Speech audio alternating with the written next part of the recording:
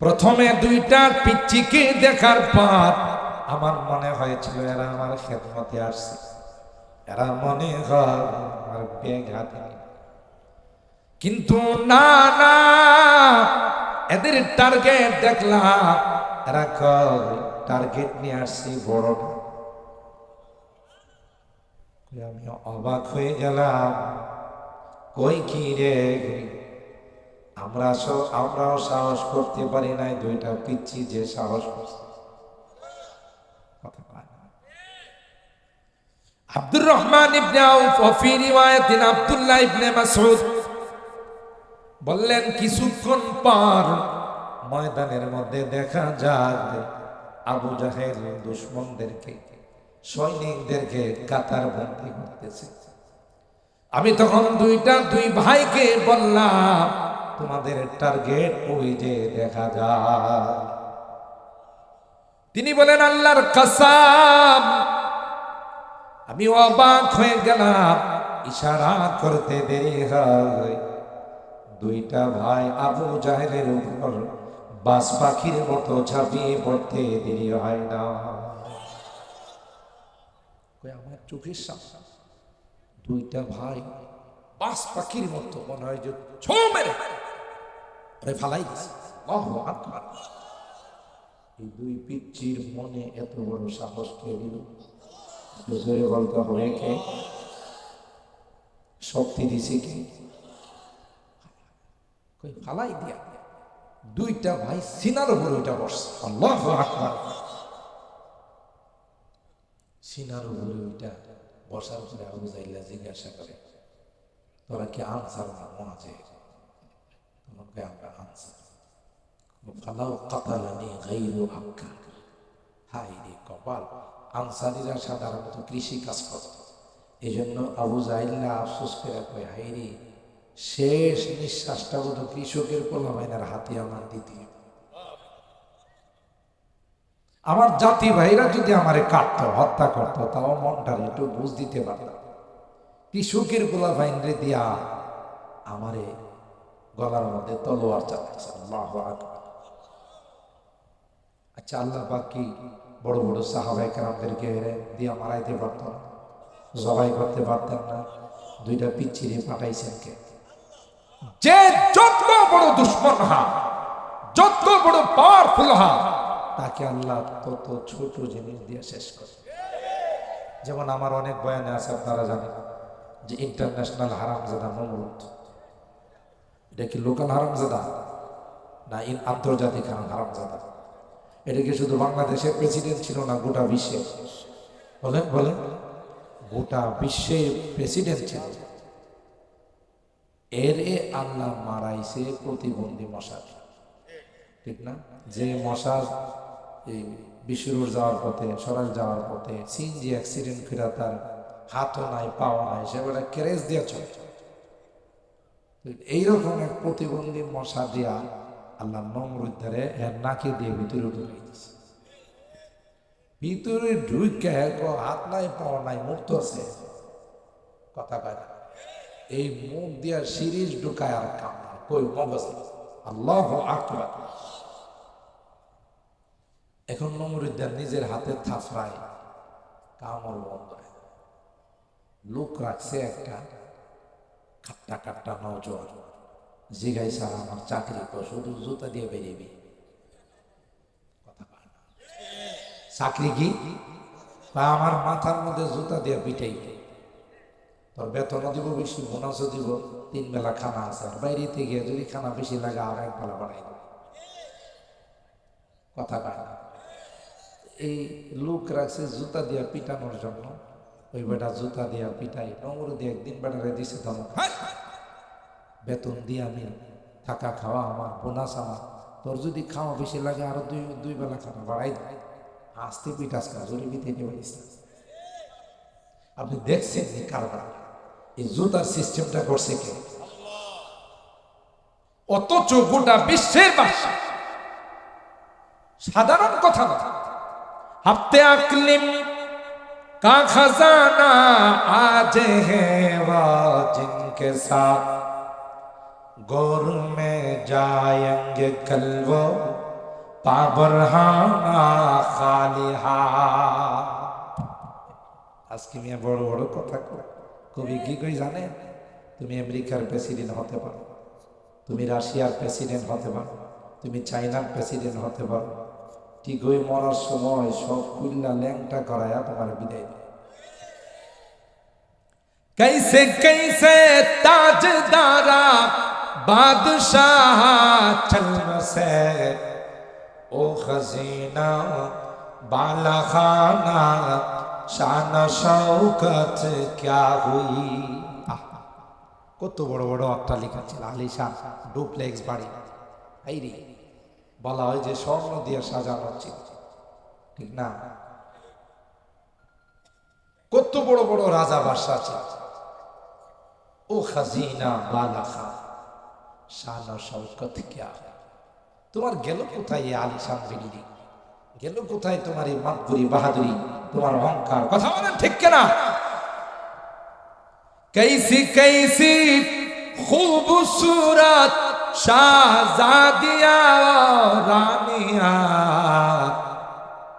कैसी कैसी खूबसूरत शाहजादिया वो रानिया, तन बदन सब गल गई है शक्ल सूरत क्या हुई। এই যুবতী মারা একটু সুন্দরী হইলে বাপরে বাপ, মেকআপ টেকআপ কইরা উল্টা পাল্টা হাইটা হেলে দুলে হাইটা আমার যুবকদেরকে, একটা যুবতী 10টা যুবকের নষ্ট করে। এই জন্য আমার অনেক বয়ানে আছে। আমি বলি বর্তমান বাংলাদেশের রাষ্ট্রীয় আইন হলো কোন যুবক যদি যুবতীদেরকে ইফটিজিং করে, উত্তক্ত করে, তাহলে 10 বছর সশ্রম কারাদণ্ড এবং 10,000 টাকা জরিমানা। সরকারি দোয়া মাহবুবে কিবরিয়া সৈয়দুল কওনাইন সৈয়দুল সাকালাইন হযরতে মুহাম্মদুর রাসূলুল্লাহ সাল্লাল্লাহু তাআলা আলাইহি ওয়াসাল্লামের অসংখ্য হাদিস থেকে ছোট্ট একখানা হাদিস পাঠ করেছি। তাফসীরুল কোরআন মাহফিল আধার্স কোনো আলোচনার সম্ভাবনা নেই। তাফসীর মাহফিল হলো একটা টপিক নিয়ে, একটা বিষয় নিয়ে সেই বিষয়ের উপরে কথা বলা, এটাই হলো তাফসীরের তাকাজা। তাই আমি বিষয়টা নিজের থেকে নির্ধারণ করেছি, কর্তৃপক্ষ আমাকে কোনো বিষয় নির্ধারণ করে দেন নাই। বিজয়ের মাস চলতেছে, ডিসেম্বর মাস, কথা বলেন ঠিক কিনা? 5ই ডিসেম্বর, 16ই ডিসেম্বর আমাদের মহান বিজয় দিবস। যদিও এখন নতুন করে আমরা আরেকটা বিজয় দিবস পেয়েছি। আগের বিজয় দিবস তো আছেই, আমরা পাকিস্তান থেকে আমাদের এই পূর্ব পাকিস্তানকে বাংলাদেশ নামে স্বাধীন করেছি।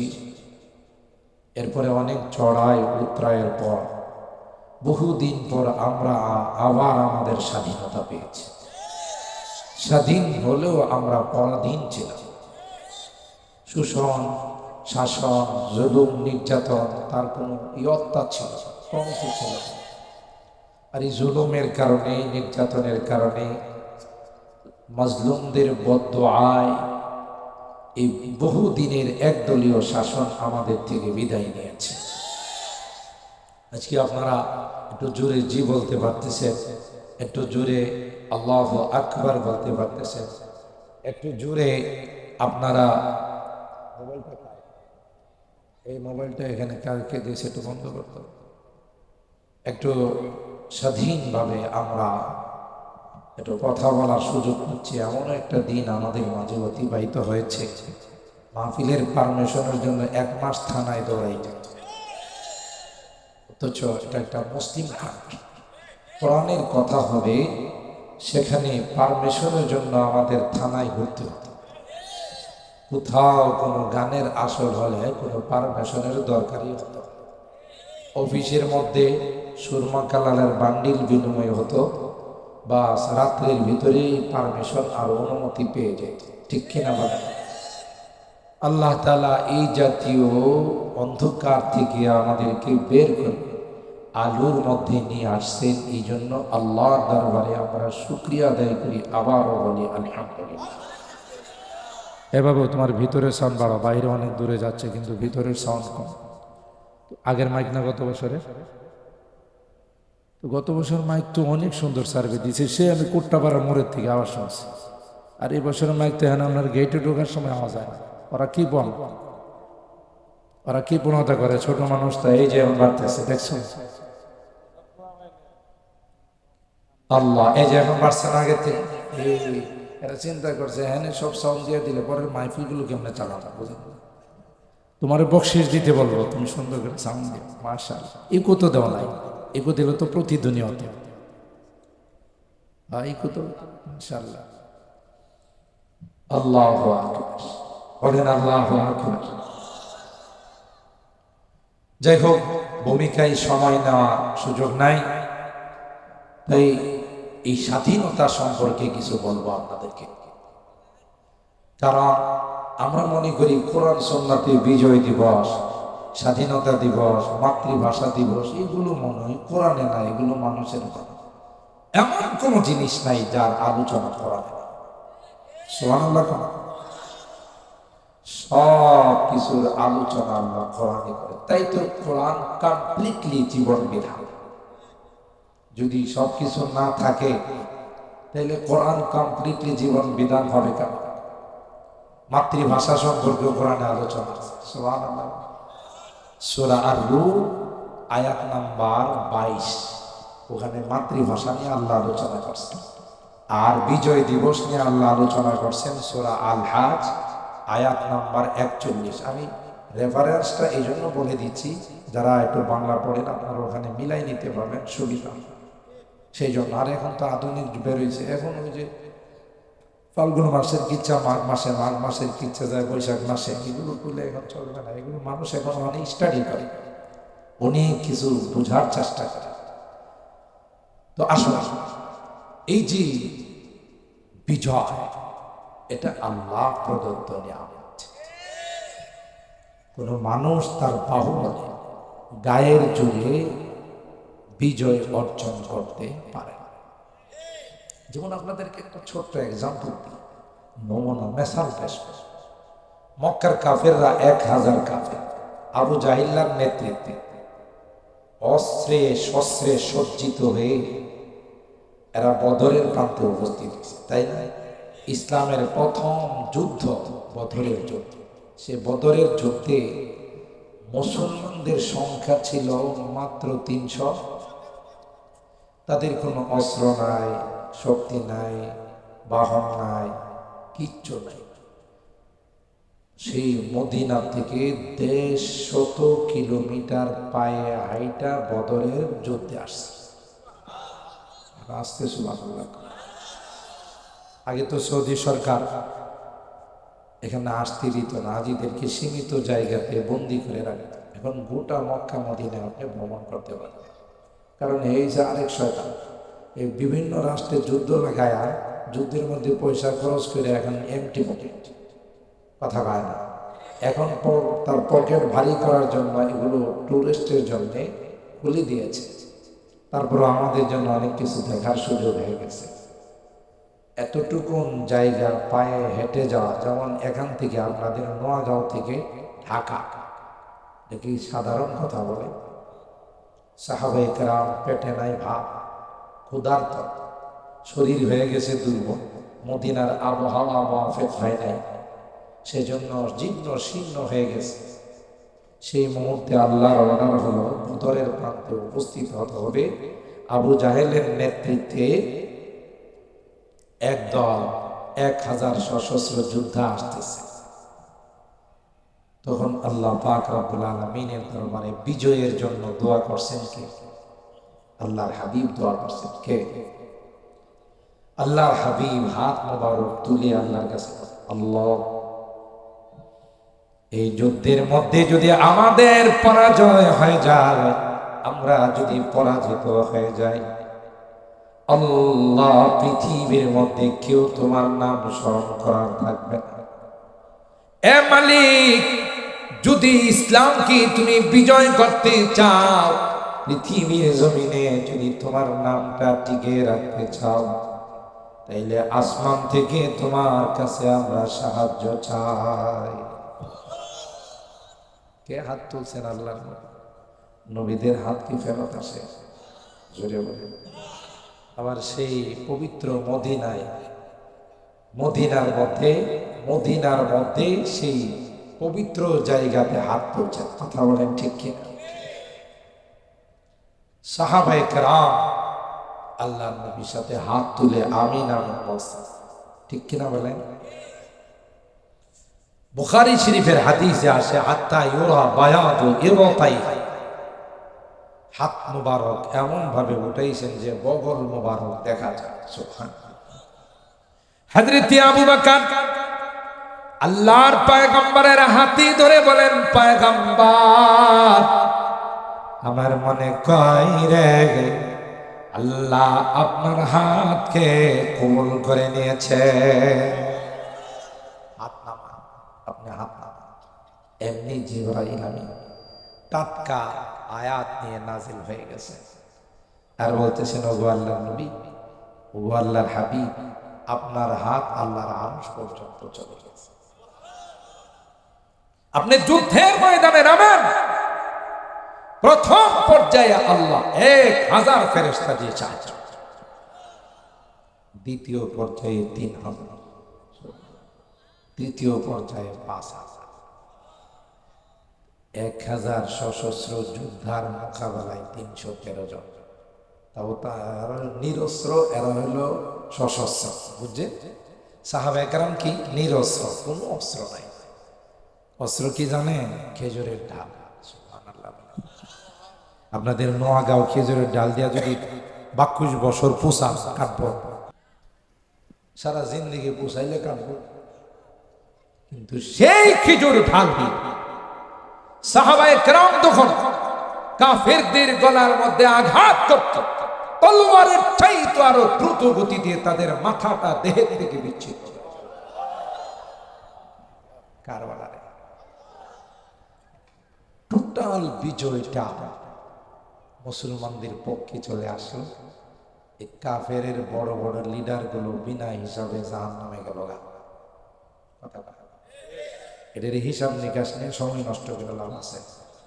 এই জন্য বিনা হিসাবে আল্লাহ বড় বড় লিডার গুলোরে জাহান্নামে পাঠায় গেছে। সবচেয়ে যে আশ্চর্যের বিষয় হলো, আপনাদেরকে বলে রাখি, যে জাতি ইতিহাস ভুলে যায়, কপাল। ইতিহাস থেকে যারা শিক্ষা নেয় না, এদের মতো কপাল পড়া পৃথিবীর মধ্যে। বদরের যুদ্ধের মধ্যে সবচেয়ে বড় লিডার ছিল chief commander, commander in chief যাকে বলা হয়, সেনাবাহিনী প্রধান, মিস্টার আবু জাহেল। কে? মিস্টার আবু জাহেল। এই মিস্টার আবু জাহেলকে আল্লাহ হত্যা করাইছে দুইটা নাবালেগ সন্তান। বুঝছেন? কিন্তু ইতিহাস আপনারা বুঝেন, দুইটা নাবালেগ সন্তান, দুই ভাই, মুআদ আর মুআওয়াদ। বুখারী শরীফের কথা। এত বুখারী শরীফ না কইলেও একদল করবে যে বুখারীতে নাই, মানি না। আপনাদের এই এলাকায় আসে না এই দলটা, এখনো ঢাকাতে আছে। এরা বাংলা বুখারী বগলে লয়া লিয়া নিজেদেরকে আহলে হাদিস করে, কথা বলে না, অথচ হাদিসের হাওয়া জানে। বাংলা বুখারী লয়া লিয়া ঘুরে আর কয় আমি আহলে হাদিস, কথা বলে।